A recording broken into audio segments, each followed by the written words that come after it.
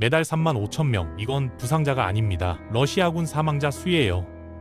2024년 12월 한 달 동안 우크라이나 전선에서 죽어나간 러시아 병사들의 숫자입니다. 더 충격적인 건 이 숫자가 점점 늘어나고 있다는 거예요.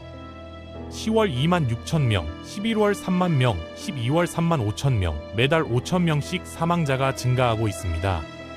3년 가까이 이어진 전쟁 동안 러시아의 주요 전술은 단순했어요. 병사들을 끊임없이 우크라이나 방어선에 투입하는 것이었죠. 인해 전술이라고 부르는 그 방식입니다. 하지만 한 나라가 감당할 수 있는 죽음에는 한계가 있고 그 한계를 넘어서면 전쟁 지속 능력이 붕괴합니다. 러시아가 지금 바로 그 임계점에 도달했어요. 우크라이나 군사정보국장의 발언에 따르면 러시아의 2025년 월 평균 모집 인원은 33,500명인데 매달 35,000명이 죽어나가고 있으니 모집하는 수보다 죽는 수가 더 많아진 겁니다. 이제 러시아는 군대와 국가를 유지할 충분한 인구가 없는 미래를 마주해야 합니다. 오늘은 푸틴의 러시아가 어떻게 스스로 파멸의 길로 들어섰는지 그 충격적인 진실을 파헤쳐 보겠습니다.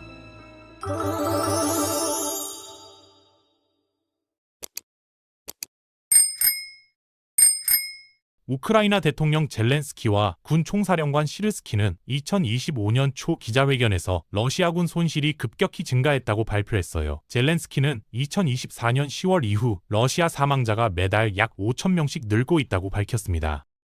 1월 5일 연설에서 그는 12월에 35,000명의 점령군이 제거됐고 이는 영상으로 확인된 수치라고 주장했죠. 12월에는 3만 명, 10월에는 2만 6천 명이었습니다. 주목할 점은 이 숫자들이 러시아군의 사망자 수만을 의미한다는 거예요. 부상자를 포함한 전체 피해자 수가 아닙니다. 우크라이나 매체에 따르면 2024년 12월이 러시아의 전쟁 피해가 가장 컸던 달이에요.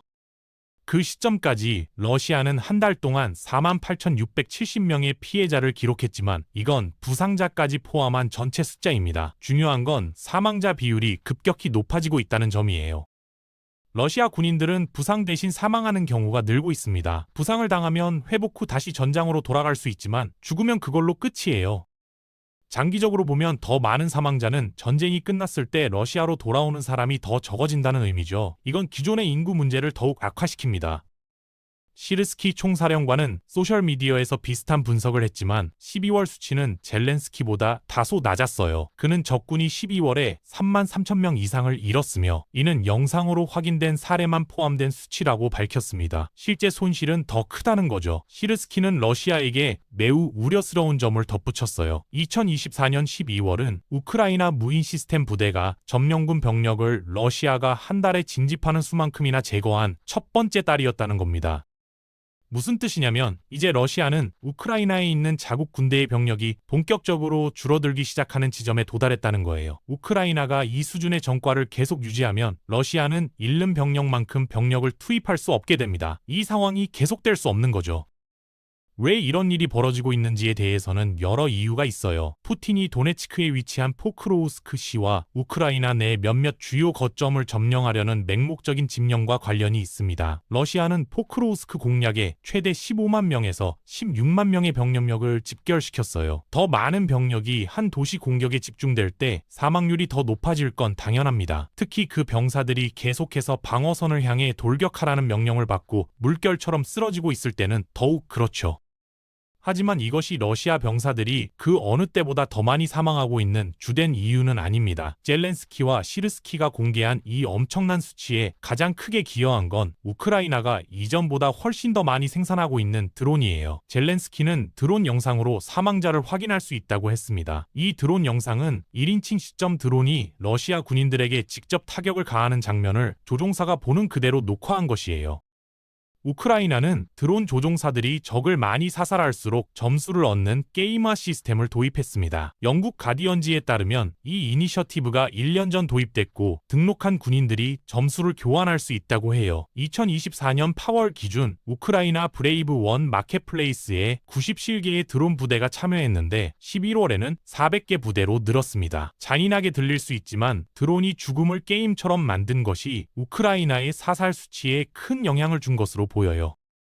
우크라이나는 드론 격추 인센티브 외에도 이전보다 더 많은 드론을 생산하고 있습니다. 2024년에 러시아와 우크라이나 모두 연간 무려 150만 대의 1인칭 시점 드론을 생산할 수 있는 수준에 도달했어요. 양국 모두 2025년을 위해 생산을 대폭 확대할 것을 촉구했으며 적어도 우크라이나는 이에 성공했습니다. 은퇴한 미국 장군 데이비드 페트레이어스는 우크라이나가 1인칭 시점 드론을 충분히 배치하지 못하는 유일한 이유로 자금을 지적했어요. 그는 이곳 드론이 최첨단이라며 더 많은 자금이 있으면 우크라이나가 올해 400만 대에서 500만 대를 생산할 수 있다고 했습니다. 유럽연합 지도자들이 우크라이나에 150억 달러 대출을 합의했기 때문에 2025년에는 이러한 재정적 어려움이 완화되면서 우크라이나는 드론 생산에 더하는 투자를 할 수 있게 될 거예요. 결국 2024년 마지막 3개월 동안 보고된 이 엄청난 사살 수치는 정점이 아니라 시작점에 불과할 수도 있다는 의미입니다. 우크라이나 국방부가 1,300개 이상의 신형 무기 모델을 승인했으며 이 중 550개 이상이 무인 항공기라고 해요. 이것은 우크라이나가 단순히 드론의 수를 늘리는 것뿐만 아니라 더 다양한 종류의 드론을 개발하고 있다는 의미입니다. 각각의 드론은 전장에서 활용할 수 있는 고유한 혁신을 제공하죠. 2024년 7월에 우크라이나는 16,262건의 드론 타격을 기록했어요. 그 수치는 12월에는 33,019건으로 2배 이상 증가했습니다. 2024년 마지막 3개월 동안에만 우크라이나는 드론으로 최대 10만 명의 러시아군을 타격했다고 해요. 우크라이나는 2025년에 더 높은 수치를 목표로 하고 있습니다. 만약 성공한다면 우크라이나의 드론은 러시아군이 이미 감당할 수 없는 손실 수준을 유지하는 것뿐만 아니라 그 손실을 더욱 늘릴 거예요.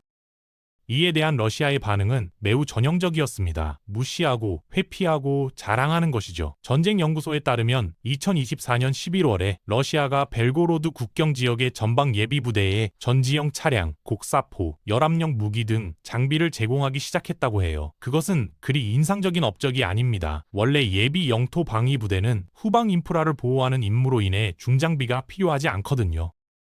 러시아는 벨고로드에 배치할 조건을 마련하고 있습니다. 현역 예비군을 전투 임무에 투입하기 위해 준비하고 있는 거예요. 다시 말해 적어도 당분간은 우크라이나에 투입될 예정이 아니었던 예비군들이 이제는 최전선으로 밀려나기 위해 준비되고 있다는 뜻입니다. 이는 러시아가 기록적인 속도로 병력을 잃고 있기 때문에 그 병력을 대체할 군인이 필요하기 때문일 가능성이 높아요.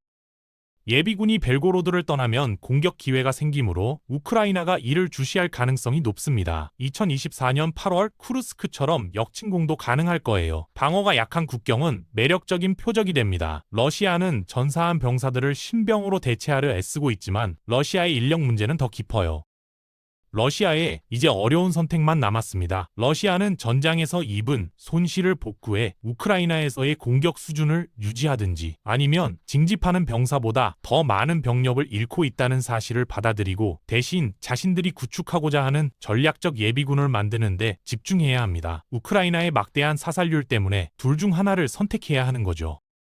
그리고 푸틴이 원하는 예비군이 현재 러시아가 직면한 인력 문제 타격을 가장 크게 받을 가능성이 높아 보입니다. 실제로 그들은 2025년 초부터 이미 영향을 받고 있어요. 러시아는 많은 사단과 여단 창설을 계획했습니다. 이는 우크라이나에서의 손실을 감당할 수 있다고 믿었기 때문일 거예요. 하지만 러시아는 우크라이나의 영향을 크게 과소평가했습니다. 우크라이나 군사 관찰자에 따르면 러시아는 2025년까지 계획한 17개 사단과 9개의 여단 중 실제로 4개만 창설했어요. 계획했던 26개의 사단과 여단 전체 중에서 4개뿐이라는 뜻입니다. 러시아가 만든 부대들도 원래보다 훨씬 약해졌고요. 이 사단들에는 포병, 방공, 병참, 중장비가 없어요. 러시아는 대신 병사들에게 경장비 차량을 지급하고 있습니다. 장갑이 부족한 보병은 러시아의 대규모 공격에서 드론에 쉽게 희생되고 이로 인해 젤렌스키와 시르스키가 대규모 사상자를 보고한 것으로 보여요. 러시아는 사단 창설에 필요한 병력이 절실하지만 확보하지 못하고 있습니다. 러시아는 2025년에 창설하려던 17개의 사단을 만들기 위해 추가로 7만 명의 병력이 더 필요하다고 해요. 이제 러시아가 모집하는 병력만큼이나 혹은 그보다 더 많은 병력을 잃고 있기 때문에 러시아가 제대로 된 전략적 예비군을 구축하는 것은 거의 불가능해 보입니다. 물론 러시아가 더 많은 병력을 모집하기 시작할 수도 있겠지만 그것조차도 러시아에게 점점 더 어려워지고 있어요. 우크라이나 군사정보국을 인용한 보도에 따르면 러시아가 일부 선발 지점에서 신병 모집에 어려움을 겪기 시작했습니다. 야쿠티아 지역 선발 지점들은 크렘린 지시에 따라 평균 40명만 모집했어요. 러시아 극동 지역에서도 모집 부족 현상이 나타났으며 대규모 사망과 낮은 급여가 원인이라고 해요. 러시아가 군 입대자에게 연봉과 보너스를 크게 제시한다는 보도들을 보면 마지막 요인은 다소 이상해 보입니다. 하지만 러시아 자금이 바닥나고 있다는 징후가 나타나고 있어요. 러시아 여러 지역에서 예비 병사들의 보너스가 크게 줄었습니다. 타타르스탄과 사마라는 모두 지급액이 수백만 루블에서 연방 최소 금액인 40만 루블로 감소했어요. 가입 보너스는 2024년 2월 최대 360만 루블에서 10월에는 40만 루블로 감소했습니다. 참고로 이는 약 10개월 만에 약 44,700달러에서 약 5,000달러로 감소한 거예요. 전쟁 초기에 러시아 군인들의 주된 동기는 돈이었습니다. 그것이 없으면 러시아는 병사 손실을 대체할 신병 모집에 더 큰 어려움을 겪게 됩니다. 우크라이나 상황이 절박해지자 러시아는 푸틴이 시작한 전쟁에 외국인 계약자를 끌어들이려 비열한 수법을 쓰고 있어요.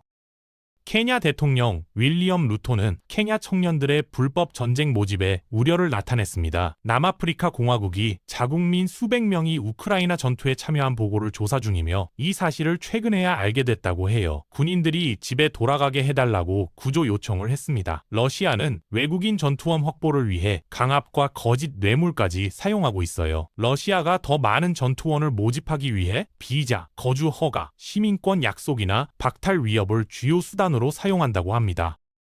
크렘린의 접근 방식은 이처럼 매력적인 것들을 제공하는 거예요. 그 미끼를 문 사람들이 결국 우크라이나에 가게 되고 그곳에서 죽거나 포로가 될 가능성이 높다는 사실을 알면서도 말이죠. 러시아는 우크라이나 전장에서 두 가지 문제에 직면해 있습니다. 병력 손실이 많아 기존 모집으로는 인원 보충이 어렵고 모집도 점점 힘들어지고 있어요. 작은 보너스로 러시아가 외국인 용병을 전장에 끌어들이려 절박한 전술을 쓰고 있지만 이 전술은 오래 지속되기 어렵고 러시아가 전사자 보충에 필요한 병사 수에도 크게 못 미칩니다.